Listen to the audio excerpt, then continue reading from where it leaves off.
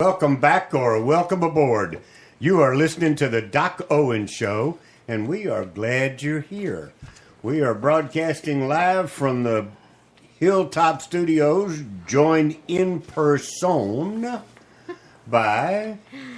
I'm a surefire. And... Uncle Bocce. Uncle Labachi. So how was that for a mic test? Worked out pretty good. We heard everybody, I think. Yes. All are present and accounted for. All right. You may sit down. The exercise session for the show is over. There'll be no more rock and roll music or dancing around. It's time to pay attention. We are all over the social media as Doc Owen Show. DOCOWENSHOW. Call your particular attention to Facebook, where we need you to go to the Doc Owen Show and give it a like. And mostly Twitter. We are on a hard charge to get to 5,000 Twitter followers, and we're kind of stalled at around 4,950. So we're really so cotton picking close. We need you to tell your friends to follow us on Twitter. That is by far the best way to know when something's going on with the show. We also have a blog that we are developing. That is the best. The blog is the best. It's docowenshow.com. Not hard to find. That's the best place to go listen to the show after the fact. It's in the upper right-hand corner. Right after that is a place you can sign up for the Doc Owen Show Insider newsletter, which we put out when we have items of particular interest, such as the one we put out today to the insiders to tell them about who we're having an interview with. A fellow by the name of Stuart Taylor Jr. I'll tell you more about that in just a little bit. We have free, that's like no charge, apps on both iPhone and Android, cleverly disguised under the name of Doc Owen Show. DOCOWENSHOW. You can download those. You can listen to us live. You can listen to us 10, 12, 14 minutes at a time, whatever you like. Pick it up where you left off. And you get the latest app as well as access to our library of almost 4 years worth of shows, or 3.5 years. We're like midway through year number 4. Hard to believe, isn't it? Yeah. Oof. I'm tired just thinking about it. Man, time goes by when you're having fun. Absolutely. We always begin the show in a very traditional manner, and that is that Ms. Surefire kicks us off with a moment of inspiration. Uncle Bocce gives us something to do with this day in history, and I follow it up with a leadership quote or two. So, without further ado, as it is said, Ms. Surefire, take it away. And tonight's quote comes from InsideOfTheDay.com. And it's from a lady by the name of Dr. Christine Northrup. She is an author and a speaker. Okay. And her quote is, "Feeling grateful or appreciative of someone or something in your life actually attracts more of the things that you appreciate and value into your life." There you go. We had a show about that. That's I've forgotten. What's the name of that principle? The Secret. The Secret. Right. Thank you very much. That's the name of the book. Yes. And it's Awesome. The Secret. So basically you put out positive vibes, you attract more positive vibes. Yes, that's right? true. And I've experienced that this week because I decided to let something go, and actually it's turned all around now. There you go. Perfect. Perfect. good lesson. Good lesson. Uncle Bocce? Yes, not much going on in the world of history on this day. Okay. However, the one thing that I came up with was that this is the day in 1865 that Abraham Lincoln was laid to rest. Okay. That brings up a thought. Sure it does. So that actually makes it two things that happened on this day in history. Okay. At the same time that Abraham Lincoln was laid to rest, he also, history shows, became a Democrat. Because that's when he could no longer defend himself as a Republican. So the Democrats could claim fame to the fact that he was a Democrat. It's the old joke about having parents who never voted Democrat a day in their life and nothing but since they died. Yes. To go along with that, tonight's leadership comes from these 250 optimistic quotes for achieving the extraordinary. The little pamphlet I was given by the Optimist Club. And this one actually has to do with failure, and it is from Abraham Lincoln, is who the quote is. And it says, and it's apropos to what's going on in the world today, my great concern is not whether you have failed, but whether you're content with your failure. We will think about that as we delve into the first 100 days of Uncle Donald. All right? Sounds good. All right. So, just to tell you what we got coming up in the show, besides current events, which we will have after the interview, I had a chat earlier in the week with a gentleman by the name of Stuart Taylor Jr. Mr. Taylor is very, very, very well informed. He's the co-author of a new book out there that probably has some frightening clarity in it. And the title of the book is The Campus Rape Frenzy. And actually it has to do with the stifling of human rights on campus.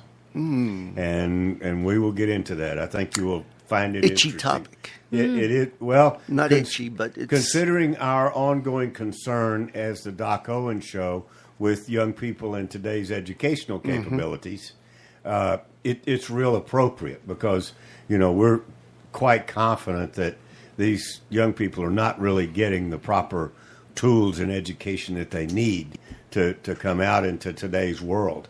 And it's beginning to show by their frustration and all of the riots that are going on and hashtag resistance to the current president, right? I will also add that the phone lines are open tonight. If you're not on the Doc Owen Show Insider email list, you don't know that. So I might as well tell you, we are, except during the interview, we're taking, just because that's the way the system works, we are taking your phone calls at 210-843-8859.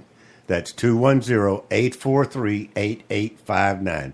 If you got something you need to get off your chest, just, that you just got no place else to let it out, give us a call and we'll either have a chat about it or sometimes very appropriate a wisecrack.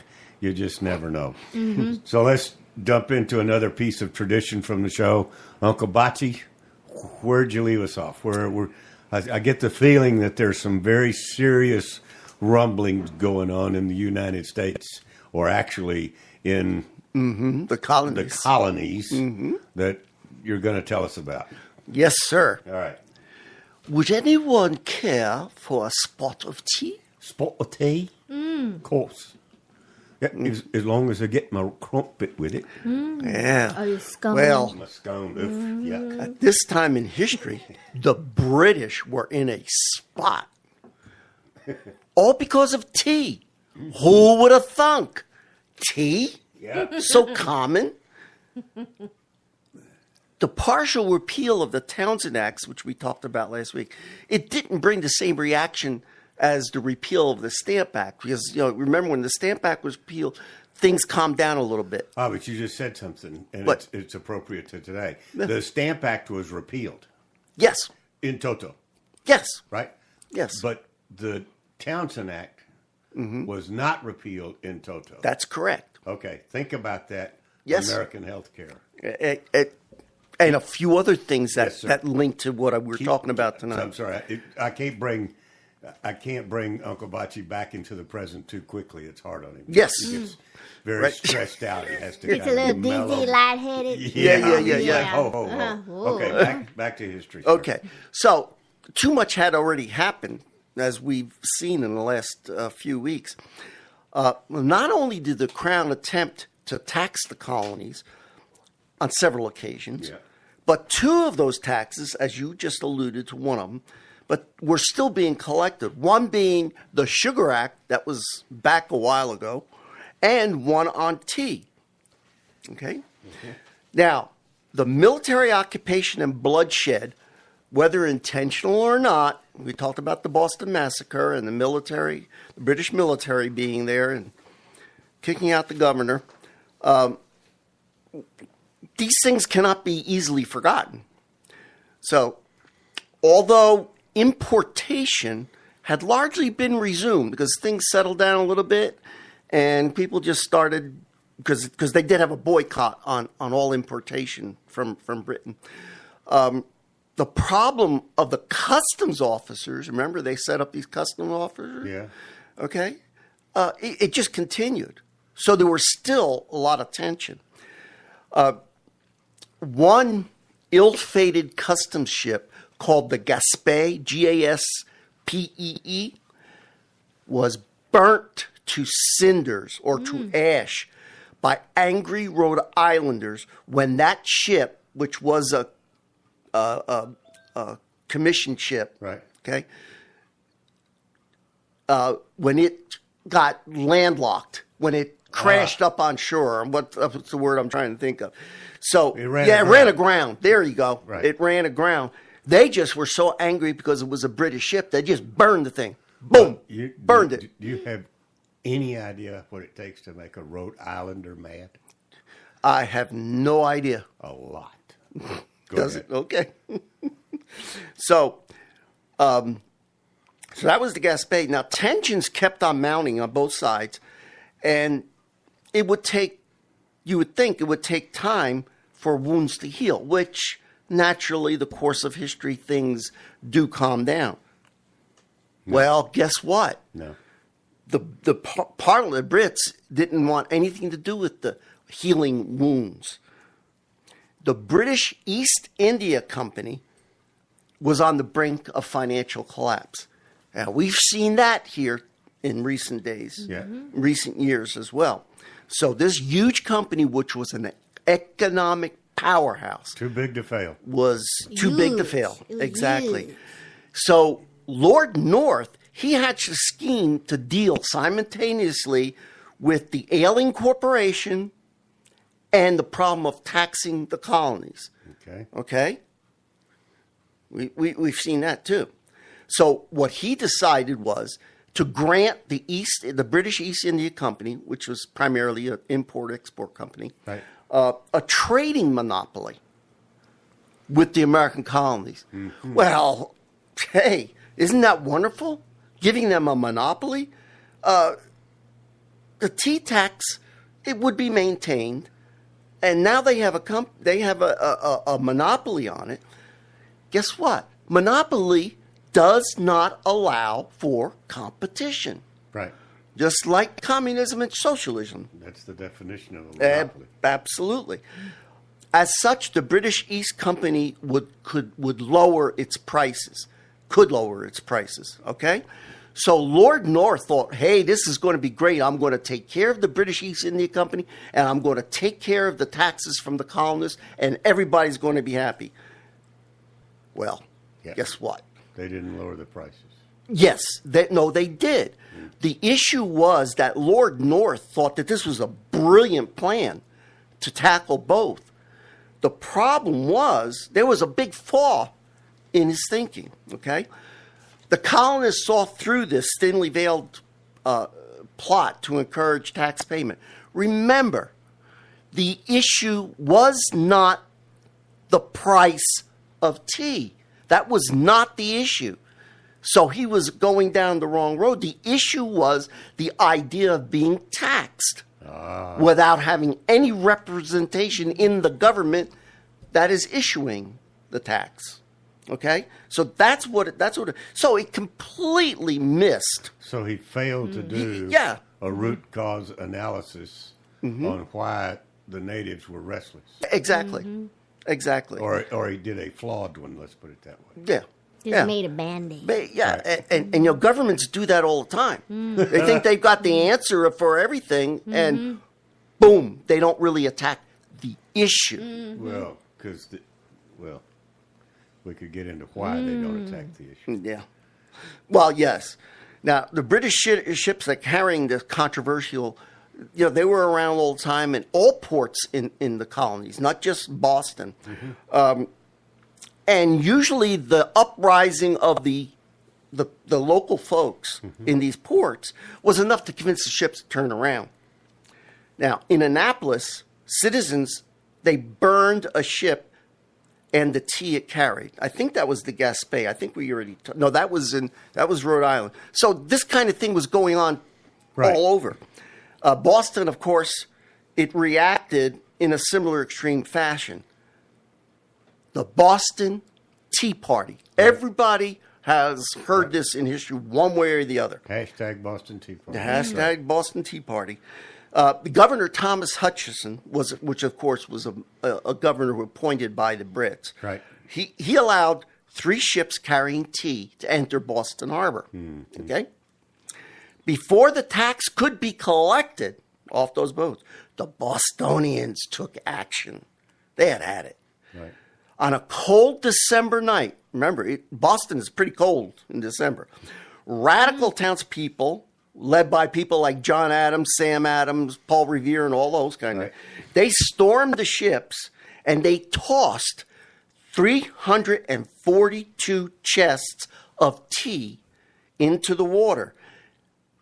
Now, to protect themselves, they disguised themselves as Native Americans. They put on the war paint. They did all of that so that they would not. It wasn't to get the blame on the American natives. It was so that they would protect themselves. Mm-hmm. Okay, they didn't want to be known, but they went in and they gave the fish in Boston Harbor the pleasure of the British tea, which actually came from China.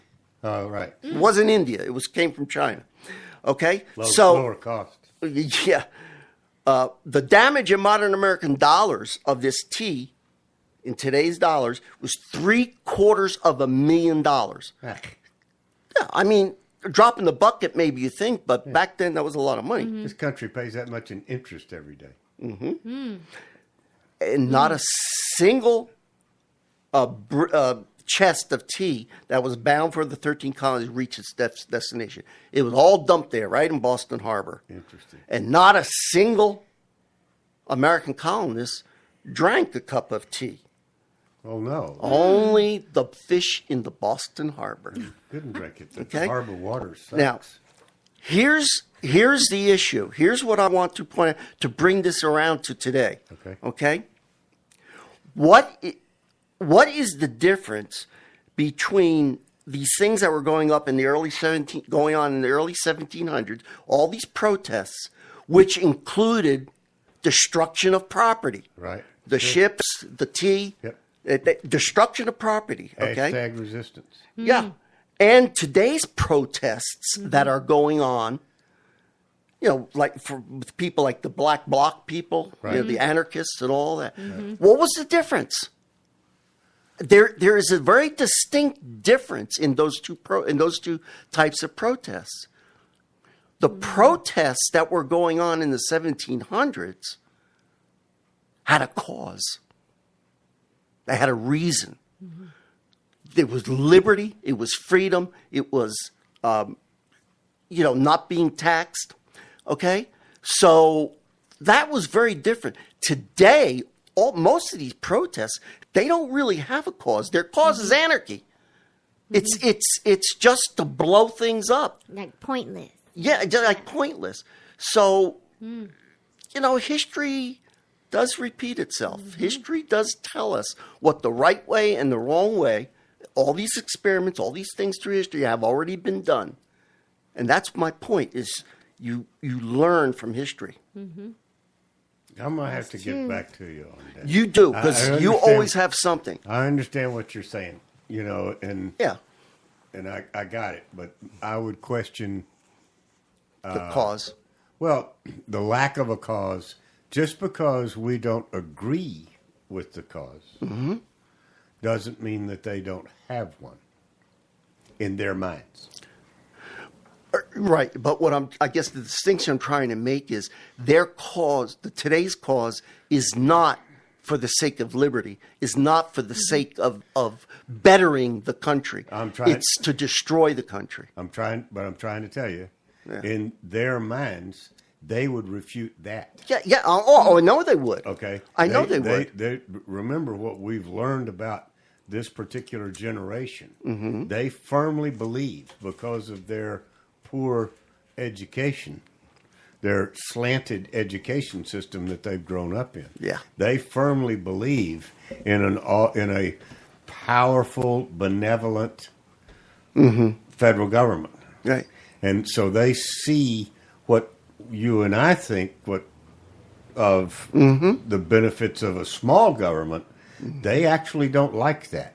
So in other words, their cause, we don't agree with their cause, but they would tell you that they have one. You know what I'm saying? Yeah. I know. I understand from their perspective. Yes, they have a cause. Right.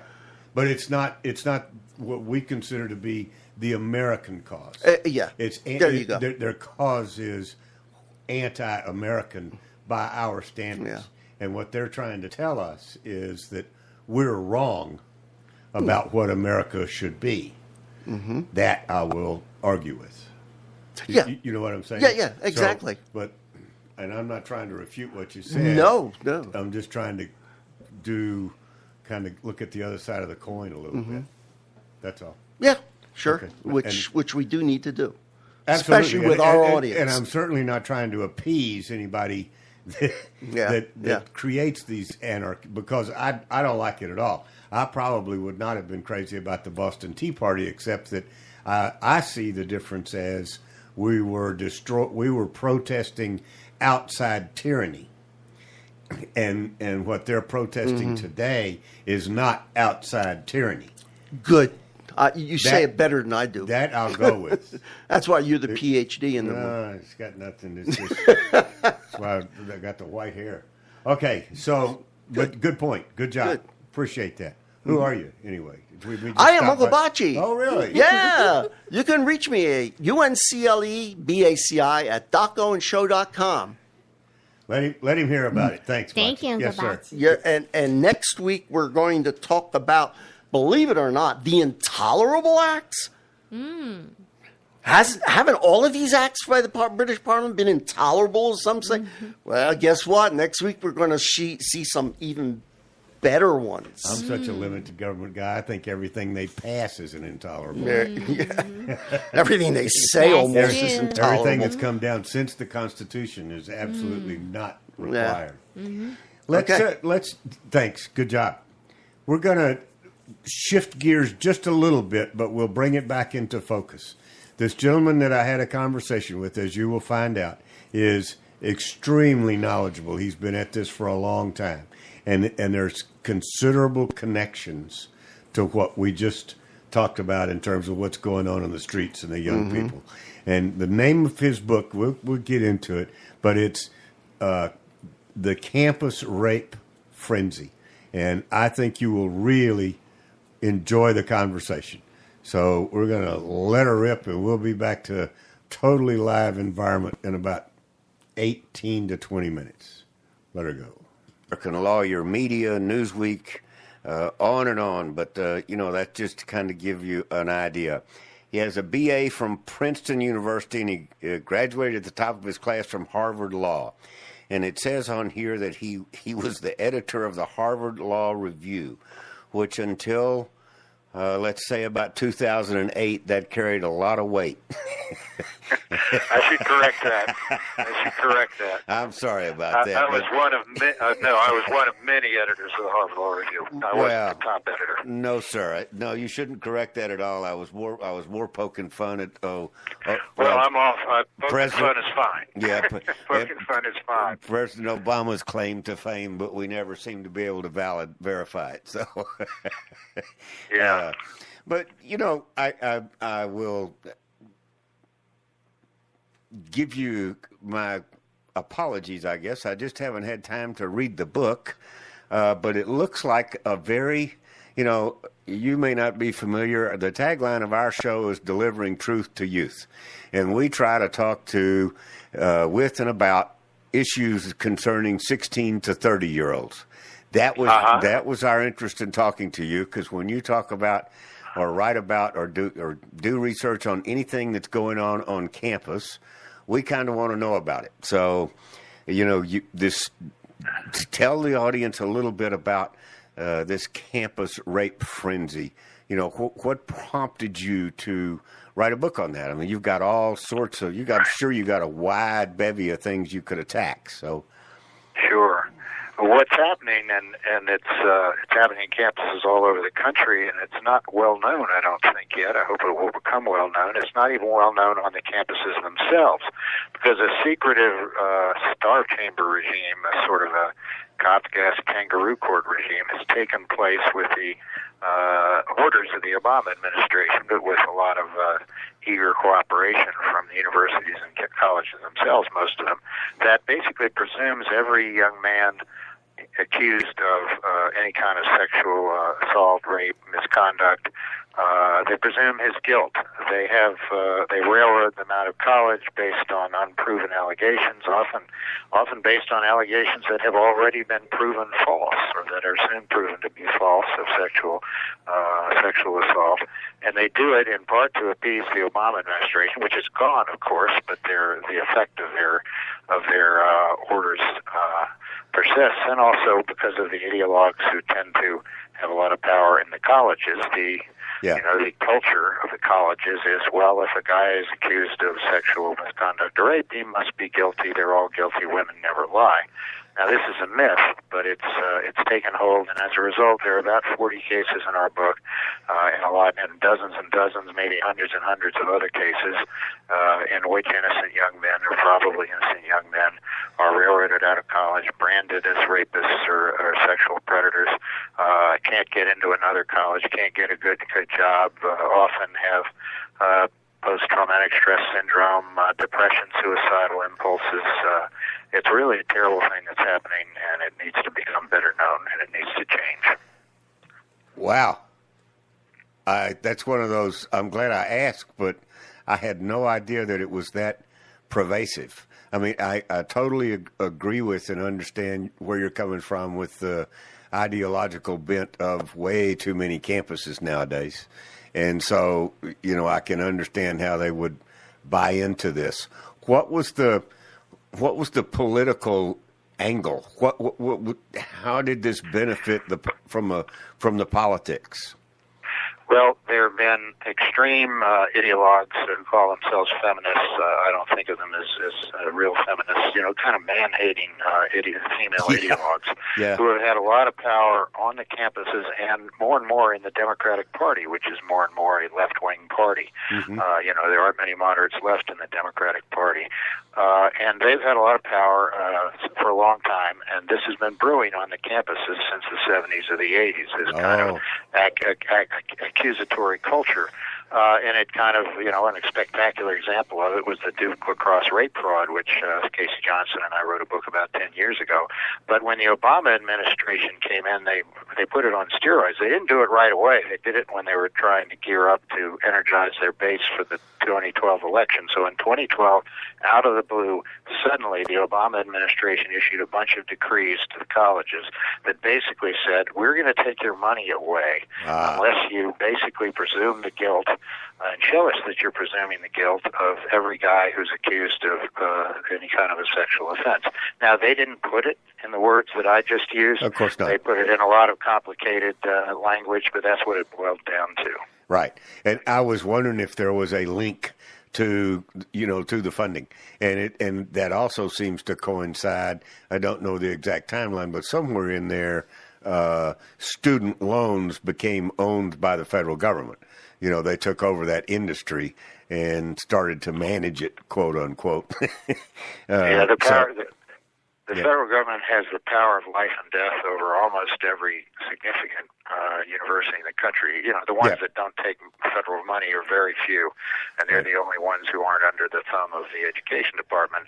But the education department, based on Title IX, which bans sex discrimination, but they've interpreted it as saying all sorts of things it doesn't say, has the power of life and death over any university. They can say, if you don't do exactly what we say when it comes to how we think you ought to handle allegations made by women against men, we are going to take away your federal money, and that will put you out of business.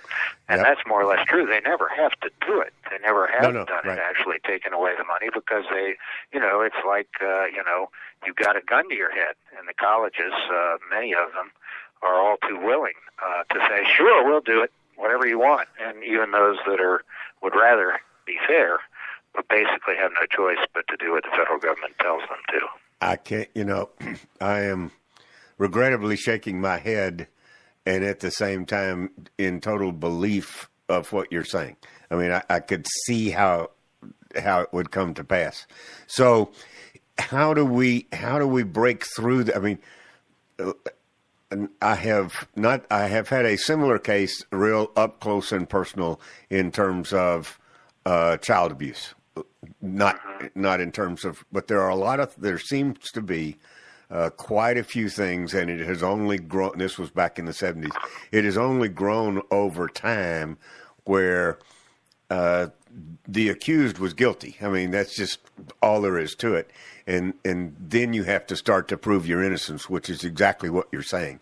But in these kangaroo courts, it looked like you were saying that these campus courts that are being set up are also being trained by the universities with training materials probably supplied by their friends in the federal government as to exactly how to question or how to look into these events. Is that a true statement? That's right. At Stanford, for example, and the training materials are usually secret, but we've got some of them. At Stanford, for example, they basically say, almost all men accused of sexual misconduct by women are guilty. Hardly women almost never lie, and men are, lots of men are sexual predators, and therefore you don't really need to pay too much attention to the evidence, because if a woman says he did it, why then he did it. That's kind of the training they get. So when they have these proceedings, an accusation is lodged. Sometimes even the woman doesn't even make an accusation. Maybe her roommate says, she heard about it. They convene a kangaroo court of sorts. Sometimes there's a hearing. Sometimes there's no hearing at all. Sometimes there's just one sex bureaucrat determining the guy's fate. He doesn't get to have a lawyer represent him. He doesn't get to see the evidence. He doesn't get to know exactly what the allegations are against him. He has no right to have an impartial decision maker decide his fate. And more or less, it's almost impossible. I mean, sometimes these guys actually succeed in getting a finding of innocent, but the system is rigged against them to make it almost impossible for them to get a finding of innocent and to avoid being railroaded out of college, even if the evidence is powerfully on their side. Do they? I'm going to ask. I probably know the answer. Do the young men have any recourse? Do they have any civil recourse against the university? I mean, can they? Yeah, more than 100 who have had this done to them have sued the universities, and we've seen a lot of these lawsuits. My co-author and I, and most of them are, it looks like they're pretty innocent. You can't tell for sure.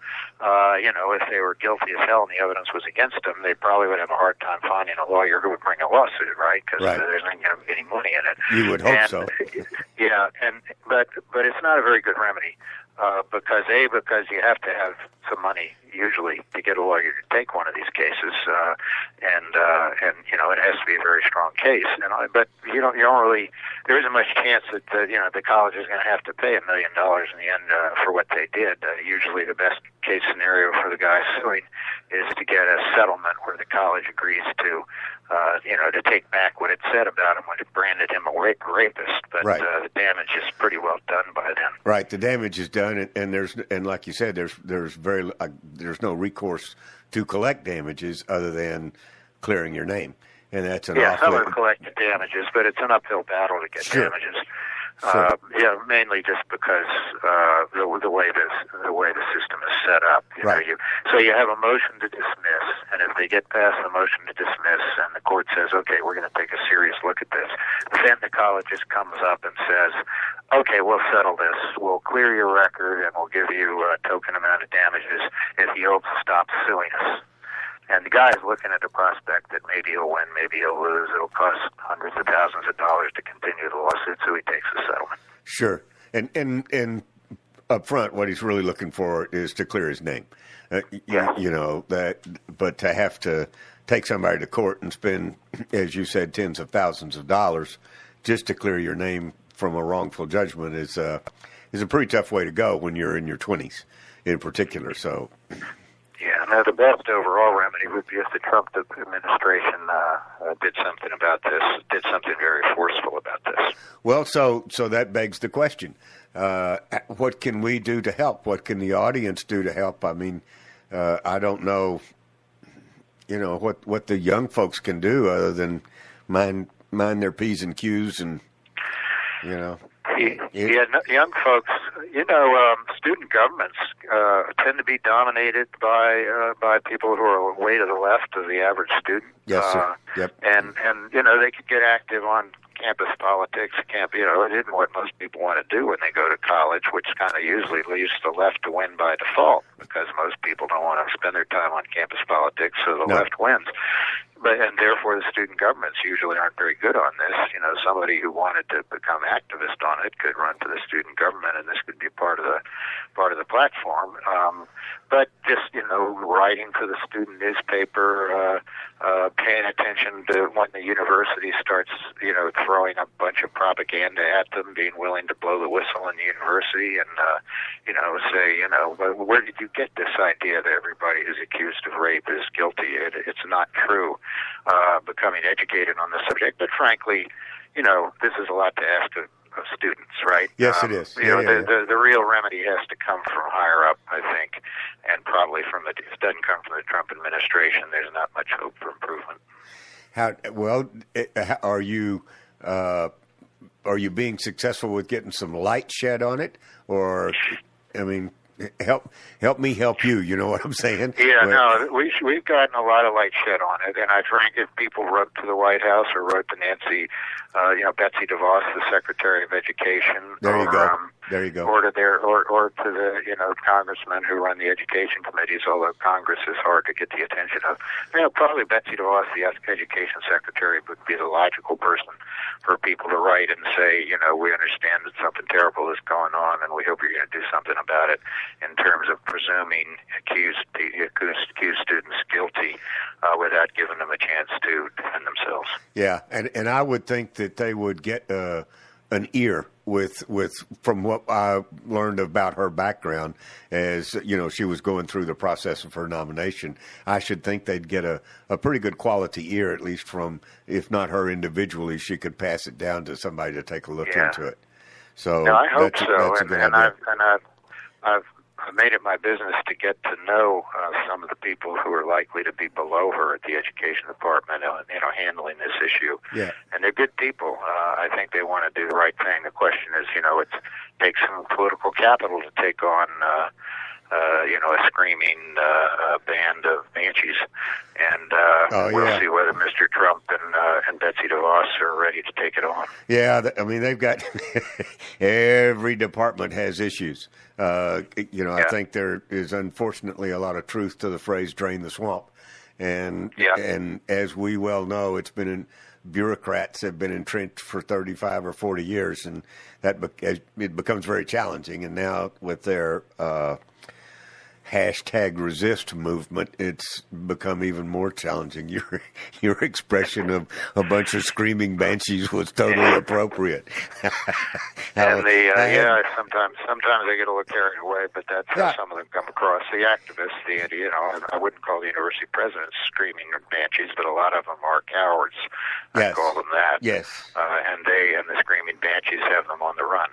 Yeah, exactly. They don't, and unfortunately, as was pointed out by Clint Eastwood, we are conservative by nature, and that's why folks are called conservatives, because we refrain from doing the screaming banshee routine, and yet we may have to adopt a different strategy in order to get some things done.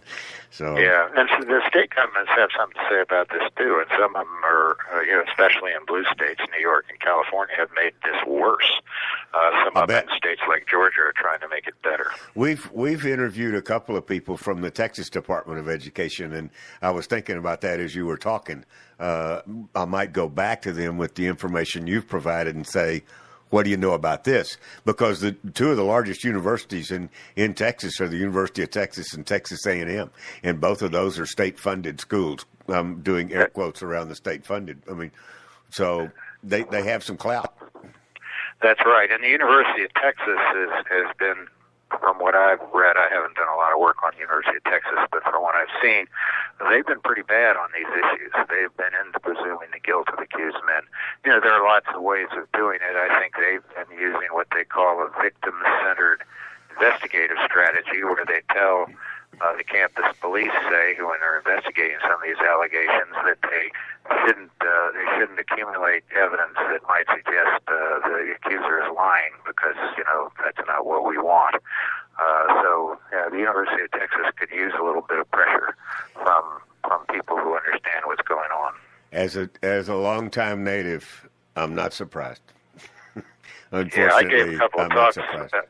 I gave a couple of talks in this issue in West Texas at Texas Tech and at West Texas A&M, I think it's called. Yeah. Good for you. And there are a lot of good folks there, but at the University of Texas, the leadership is sort of suspect, I think. Well, it's in Austin, Texas, and as we say down here, the best thing about Austin is it's completely surrounded by Texas. Yeah, now here's what I just found. There's a blueprint that the University of Texas police were ordered. They're accredited law court to perform what's called a victim-centered investigation. I'm just finding it in the book when they handle sexual assault cases. And as part of the process, officers are required to structure their investigation so as to anticipate defense strategies. They are told by the university to reduce the number of reports prepared by investigators and avoid writing a detailed report for follow-up interviews, because they don't want anything written down that might suggest, well, maybe the guy's innocent. Unbelievable. Right here in our own backyard. I'm glad I brought it up. I have really enjoyed your time. I would like to put a note out there to say I'd like to talk to you again, because I want to bring this up, and then I also want to read the book and then circle back and have an additional conversation. Would that be all right with you? I'd be delighted, and I hope you have a chance to read the book. I know there's a lot to read, and I predict that if you read it, you will find you will be shocked more than 20 times. I am certain of that as well, and I applaud you for what you're doing. It's folks like you that need to open our eyes and ears as to what's really going on campus, because we know it's there, but very few times does somebody like yourself and your co-author, dig deep enough to give us facts.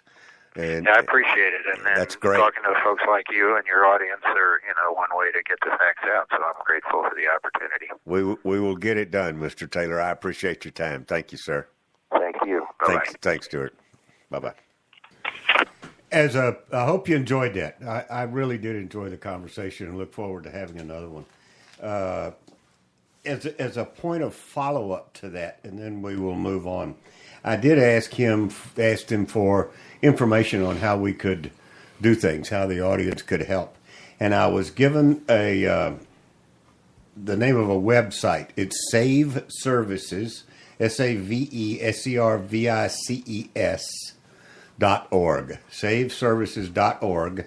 And when you are tweeting about this subject, or anything for that matter, you can use the hashtag #StrokeOfThePen. That's, just exactly like it says, hashtag #StrokeOfThePen. And it seems that there is a White House executive order issued April 26th, 2017. So from this administration, has instructed the Department of Education to implement sweeping changes in order to protect and preserve state and local control over the administration and personnel of all federally supported schools, including universities and colleges. So Wow, I didn't know that. it's having an That's good. impact. Yeah, the Department of Education, and by the way, if you'll go out to Save Services, SAVE services.org, you'll see lists and connections and phone numbers and email addresses and Twitter handles of Betsy DeVos, Candace Jackson. In other words, people within the DOE that are very important that you reach out to. If this has hit a chord for you, then go to saveservices.org and get involved. Do something about it. Spend some of your time on the computer in a supportive manner of what Mr. Taylor had to say. So I really do appreciate it. It was a good one. Let's talk a little bit about what's been going on lately. We had a new budget that has been passed, when in fact it's not really a budget. It is another continuing resolution. Question for the audience, and again, the phone lines are open at 210-843-8859. I was trying to recall from history, from my personal history, when the last time we actually had a budget was. In other words, the budget used to be passed at the end of September for the federal government, and it ran from October 1st until September of the following year. And that was the budget. End of discussion. But it seems that over recent history, I don't know when it started. I don't know whether Bush had a budget or, whether W. Bush had a budget or, I'm pretty sure that Clinton did have. But some point in there, we just became, for whatever reason, incapable of passing a federal budget. So we got into the habit of passing these continuing resolutions rather than a full year's budget, which made every time you come to a continuing resolution, you have a fight and a threat of a government shutdown and this and that and bacon fat. It's just, what's it called? Kabuki theater? Kabuki. Yeah, Kabuki theater. I mean, it's just nonsense. And so at some point in time, and maybe President Trump has drawn the line in the sand and said, okay, we're going to give you this one because it's a continuing resolution, so you can finish out the year through the end of September with what you're expecting, but you need to make plans for next year because at the end of September, we're going to pass a real budget. And in that budget are going to be this, this, this, and this. So if in fact, and I think Mr. Trump, the businessman, is when he draws a line in the sand, it's a line in the sand. And when you cross it, you've crossed it. So he's already put out there that maybe what we need is a government shutdown in order to drain the swamp, in order to right the ship. And so he's already laid it out that if we don't do it right in September, we're going to shut it down. Yeah. Ronald Reagan faced that 8 or 9 times. Right. 8 or 9 times in his administration. That's the same thing. And he still lived to tell about it. And he still lived to become a good president. Put his foot down. That's right. That's right. Right. That's why. Understand that's why the United States government is constructed the way that it is. The administrative side, which is under the direct orders of the President of the United States, elected by the Electoral College and the people of the United States, it is his job to either sign or not sign the laws. I mean, Congress and Senate can go back and forth and bargain and wheel and deal and make this deal and make that deal. And when it gets to the president's desk, if it stinks, I expect him to say no. No, I'm not going to do it again. Well, sir, we're going to shut down the government. No, you shut down the government. Exactly. I didn't shut down the government. You shut it down by putting this crap on my desk. And I got, hopefully we may be faced with that in September. At least I would think that both the House and the Senate would understand that with this if they want to call him a nut job, I don't care what they call him. If they think that this guy is unstable, then just the threat of him doing that might be enough to get them to do things a little more according to Hoyle. I mean, we got off the track of having an annual federal budget, and that was a mistake, and has been a mistake ever since. You know what I'm saying? I mean, it's like you can't run a business without a budget, and Donald Trump absolutely knows that. And I guarantee you, in all of his experience, he has been absolute death on companies that he owns and operates or has a stake in, having a budget and sticking to the budget. You know, and having constant checks on where are you relative to the budget. So, anyway, hopefully that'll be true. So today was a bellwether day. The Republicans, and it's either good or bad. The good thing is they did one of the things they said they were going to do. The House of Representatives, anyway. It's not all the way through the Senate. It's not cooked and ready to eat yet. But they passed their version of repealing Obamacare, repeal and replace Obamacare. Okay? Now, that's the good part, because they said they would do it, right? What's the bad part? It still has to go through the Senate. And that's the only part of it. Oh. Now they own it. The Republicans own it. Unfortunately, yes. So that's the reason that there are folks, at least I'm one of them, just repeal it, wipe it out, don't own it. That's right. Now you're replacing it with something that you're going to try to convince us is better. And there's an element of the population that doesn't want the federal government involved in health care at all.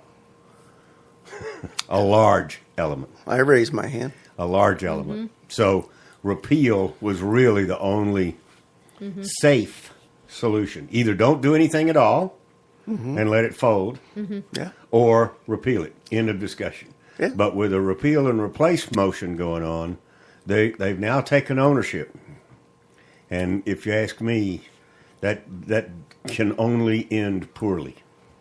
And I understand, all of the logic going in and the discussions going in about, well, we can't leave all these people without coverage, and we can't do this, and we can't do that. We can't just rip the, rug out from under everybody.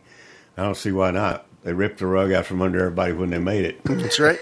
They sure did. Yes, that's true. Right. And the other thing that, since we've got very little time left, we're analyzing the first 100 days of a 4-year presidency. And remember, we're talking about and analyzing a guy that wrote the book, The Art of the Deal. And I know from personal experience of being the 4th generation in sales, nowhere near at Mr. Trump's level per dollar, but still it's the elements and the process and the techniques and the challenges are exactly the same. This is a 4-year program. So, I'm going to measure him. I think he's doing his dead level best to perform on everything he said he would perform on. Is it 100% conservative? Yeah, maybe not. But that's okay. He's doing his dead level best against a completely entrenched and uncooperative environment in both Washington, D.C. and the media. So for us to analyze and to pick some points that he hasn't come through on, it's a little over 90 days, folks. Yeah. Think about what you get done in your business in 90 days. Is it Yeah. Did you move mountains? Not Exactly. really. It takes some time. Takes time to turn around the ship I think of state. he's pointing it in the right direction, and I think he's laying the right seeds. And actually, from a negotiating standpoint, I think he's crazy like a fox. I think it'll be a little bit careful with this guy. Yes. Because, him are He tough. means business. And he means business, as He's we not say. wishy-washy. BIDNESS. Business is what he's all about. Yeah. And I like it. There's people who don't. Front row. Time to go. You have been listening to the Doc Owen Show. Thank you so much for having us. We really appreciate it. Now go out there this week and take care, pay attention, and God bless. Bye-bye, folks. God bless.